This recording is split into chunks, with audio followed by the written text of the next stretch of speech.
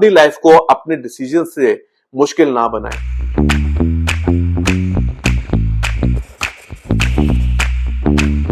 Hello everyone, welcome back to my channel Indo Canadian Desi. I hope आप सब लोग बहुत बढ़िया होंगे। तो गाइस, हाल फिलहाल में काफी वीडियोस देखे हैं जिसपे बात हो रही है कि क्या 2024 में कनाडा आना फायदेमंद है या फिर नहीं, कि जो कैनेडियन ड्रीम है वो कहीं ना कहीं खत्म होता जा रहा है।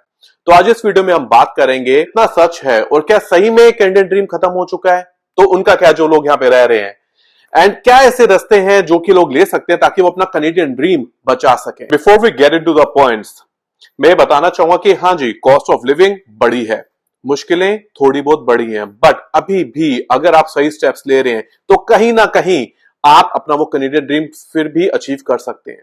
थोड़ी मुश्किलें आएंगी बट फिर भी अगर सही स्टेप सही टाइम पे लिए जाएं तो वो फिर भी अचीवेबल हो सकता है। और जब मैं कैनेडियन ड्रीम बोल रहा हूं, मेरे दिमाग में डेफिनेशन चल रही है having a comfortable life without any worries. मैं quick scheme to become a multi millionaire उसके बारे में बात नहीं कर रहा हूं। तो आई होप जो भी ये वीडियो देख रहे हैं उनकी सोच और मेरी सोच सेम पेज पे है जब हम कैनेडियन ड्रीम की बात कर रहे हैं। सबसे पहले पॉइंट की बात करते हैं, एक्सपेंसिव रियल एस्टेट। अब अगर आप कनाडा आने का सोच रहे हैं और आपने दिमाग में बसाया हुआ है कि भाई हमने तो टोरंटो और वैंकूवर ही जाना है, जो कि हर इमिग्रेंट की फेवरेट डेस्टिनेशन होती है। अब इन जगहों पे जो एवरेज होम प्राइस है वो 1 से 1.1 मिलियन डॉलर्स है। जहां पे मिलियन डॉलर की बात आती है, आपको 20% डाउन पेमेंट देनी होती है अगर आप मॉर्गेज करा रहे हैं उस घर की, उसको खरीदना चाहते हैं। तो डाउन पेमेंट प्लस आपका जो भी क्लोजिंग कॉस्ट है सब मिला के कहीं ना कहीं आपके पास 2.5 लाख से 3 लाख डॉलर कैश अवेलेबल होना चाहिए आपके अकाउंट में। अगर आपके पास इतना पैसा है तो चलिए बढ़िया है, आप वो घर परचेज कर सकते हैं। बट अगर आपके पास नहीं है और आप ये सोच रहे हैं कि चलो हम टोरंटो में रहेंगे तब तक रेंट पे सेविंग करेंगे और फिर अपना सपनों का घर लेंगे, वो काफी मुश्किल हो सकता है क्योंकि जो रेंटल प्राइसेस हैं वो भी बहुत बढ़ गए हैं। जो कि एवरेज अगर मैं आपको बताऊं, जैसे टोरंटो में 1 या 1+1 बेडरूम जो कॉन्डोस होते हैं उनका एवरेज रेंट ही 2800 से 3000 डॉलर पर मंथ का है। उसके बाद जब आप इन बड़े शहरों में रहते हैं आपकी कार इंश्योरेंस भी ज्यादा होती है और बाकी खर्चे भी आपके साथ में ज्यादा होते हैं। तो इन सब खर्चों के चलते 2.5-3 लाख डॉलर बचाना तो काफी मुश्किल है। अब ये तो हमने बात कर ली जो कि एक प्रॉब्लम है जो कि काफी मुश्किल है।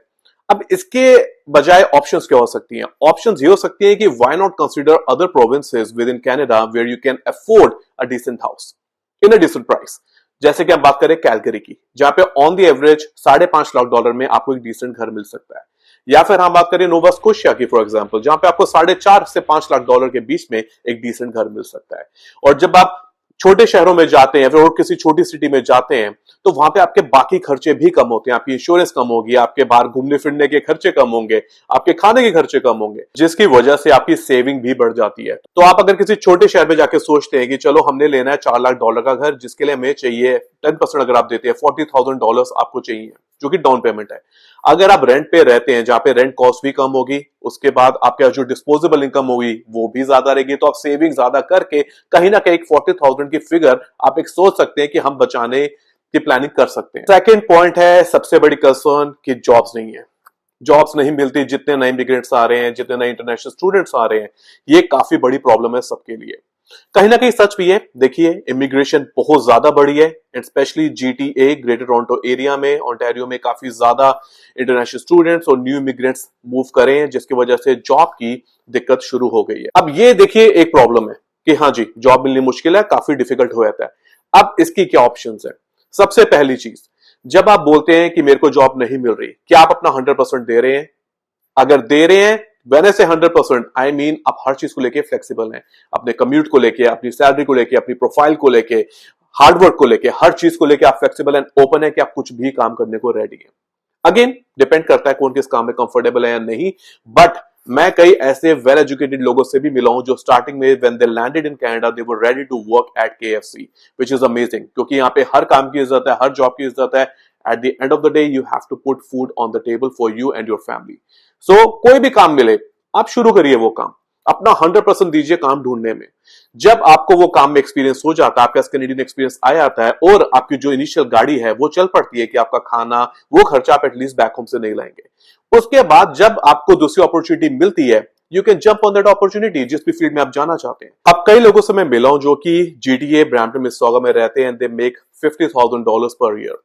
अब $50,000 में आपका घर का रेंट लीजिए, आपकी कार की EMI, कार इंश्योरेंस, अब ये सब खर्चे करके depending on your other expenses मुश्किल ही है कि ज्यादा पैसे आपके पास बचेंगे। तो हाँ जी, इसके बाद लाइफ मुश्किल हो सकती है। अब इसमें मेरी सोच क्या कहती है कि अगर आप यहां पे रह के 50,000 कमा रहे हैं, क्यों नहीं एक छोटी सिटी कंसिडर करी जाए, लाइक सार्निया, विंजर या फिर कोई और छोटी सिटी, जहां पे जाके अगर आपको $40,000 सैलरी भी मिलती है, तो आपका कहीं ना कहीं हिसाब इससे ज्यादा ही अच्छा होगा, क्योंकि आपको वहां पे रेंटल कॉस्ट भी कम होगी, आपकी कार इंश्योरेंस भी कम होगी। क्या पता आप ब्रैम्पटन में शेयरिंग पे बेडरूम लेके रह रहे हैं एंड विंसर या फिर सार्निया जैसी जगह जाके आप अपना खुद का इंडिविजुअल बेडरूम रेंट पे लेके रह सकते हैं। और इसी में अगर मैं आईटी सॉफ्टवेयर वालों की बात करूं तो उनके लिए तो फ्लेक्सिबिलिटी और ज्यादा है, क्योंकि उनके लिए तो वर्चुअल की अपॉर्चुनिटी है। तो अगर आप उसकी स्टार्टिंग वेज पे हैं, स्टार्टिंग इनकम आपकी है स्टार्टिंग जॉब में, तो इट्स बेटर टू रिलोकेट, ताकि आप कम से कम सेविंग तो कर पाएंगे। थर्ड इंपॉर्टेंट फैक्टर वो है एक्सपेंसिव कार्स। ये भी काफी दौर चला हुआ है कि जहां पे लोग आते और आते ही महंगी गाड़ियां उठाते हैं। तो अगर आते ही आप $50,000-60,000 की गाड़ी उठा रहे हैं, तो हाँ जी, आपकी लाइफ मुश्किल होगी, क्योंकि आपको उतनी ही हाई ईएमआई देनी पड़ेगी गाड़ी की। उसके बाद जो आपकी कार इंश्योरेंस है वो भी ज्यादा हो सकती है, डिपेंडिंग ऑन आपके पास कितना एक्सपीरियंस है। इसके कंपैरिजन में अगर आप स्टार्टिंग में आके एक यूज गाड़ी परचेज करते हैं, फॉर एग्जांपल आपको $7,000 या $8,000 की यूज कार मिल जाती है। हाँ जी, वो फैंसी नहीं होगी लाइक मर्सिडीज और BMW, बट वो गाड़ी आपको हेल्प करेगी आपके काम पे जाने में और जितने भी आपने आसपास के काम निपटाने हैं उस सब में। आई अंडरस्टैंड कई लोगों की कंसर्न होती है कि भाई पुरानी गाड़ी लेंगे तो उसमें खर्चे भी आएंगे। जी हाँ, छोटे मोटे खर्चे यहां वहां आ सकते हैं, बट आप हमेशा एक रिलायबल मैकेनिक पकड़िए। और मैं तो कई फायदे बताता हूं, क्योंकि मैंने स्टार्टिंग में आते ही पुरानी गाड़ी ही ली थी।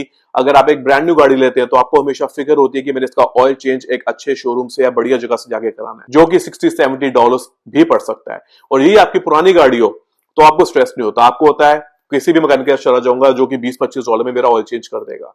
तो कहीं ना कहीं आप इन चीजों में पैसे भी बचाते हैं। इस पे मैं एक चीज और बोलना चाहूंगा, अगेन ये डिपेंड करता है, हर किसी का पर्सपेक्टिव अलग होता है, बट जो हाल फिलहाल में चीजें हो रही है कनाडा में कि देखा दिखाई में, कई बार आपको वो कार वो घर उन चीजों की जरूरत नहीं होती है, बट क्योंकि आपके आसपास लोग वो ले रहे हैं तो आपको लगता है कि हमें भी लेना चाहिए। Always make sure, decide wisely कि क्या वो चीज की आपको जरूरत है या फिर नहीं, और उससे भी ऊपर क्या आप वो अफोर्ड कर सकते हैं या फिर नहीं। अपनी लाइफ को अपने डिसीजन से मुश्किल ना बनाएं, क्योंकि आज आप जिस भी लेवल पे हैं, धीरे धीरे आप अगर सही स्टेप्स लेंगे आप आगे ही बढ़ेंगे। आगे हम अपने लास्ट पॉइंट पे, वो है स्ट्रेस एंड हार्ड वर्क। अब ये तो किसी से छुपा नहीं है कि अगर आप अब्रॉड आते हैं तो स्ट्रेस और हार्ड वर्क तो हाँ जी बहुत ज्यादा है। अगर कोई यहाँ पे आके without stress and hard work settle हो जाता है, then I would consider them very lucky, which is very good अगर ऐसा होता है। बट बहुत कम एक्सेप्शंस ऐसी होती है जहां पे आपको हार्ड वर्क ना करना पड़े। और इसके बाद मैंने हाल फिलहाल में कुछ वीडियोस देखे जहां पे मैं बड़ा सरप्राइज होता हूं कि लोग ये बात बोलते हैं कि हाउस हेल्प नहीं है तो हमें बड़ी दिक्कत होती है। जब भी आप कनाडा आने की रिसर्च कर रहे हैं, आई थिंक ये तो सबसे बेसिक फैक्ट है कि यहाँ पे हाउस हेल्प मिलनी मुश्किल और आपको सारे घर के काम खुद ही करने पड़ते हैं। तो इन चीजों को दिमाग में जरूर रखिए, क्योंकि अगर आप ये कुछ भी सोच के नहीं आएंगे बट सोचा कि चलो कनाडा चलते हैं, तो हाँ जी आपको सब कुछ मुश्किल रहेगा। और ये मुश्किल आपकी यहाँ पे आके अपने माइंडसेट की वजह से इजी भी हो सकती है। ये एक्चुअली बड़ी मुश्किल नहीं है। अगर आप आज घर में बैक होम अपने सारे घर के काम खुद करने लग जाएंगे तो आपको आदत पड़ जाएगी, आप किसी भी डिपेंडेंट ही नहीं रहेंगे, आपको ये मुश्किल लगेगी ही नहीं। तो एटलीस्ट ये जो एक मुश्किल है ये आपकी इजीली रिमूव करी जा सकती है। खाली आप अपने आप को समझाएं, अपने माइंडसेट को तैयार रखें जब भी बाहर आ रहे हैं। तो बस गाइस यही कुछ पॉइंट्स है जो मैं आज आपके साथ शेयर करना चाहता था। अगर वीडियो पसंद आता है तो इसे लाइक करिएगा, चैनल को सब्सक्राइब करिएगा एंड शेयर भी करिएगा। So that's it for now. I'll be back later with another video. For now, signing out, Indo-Canadian Desi.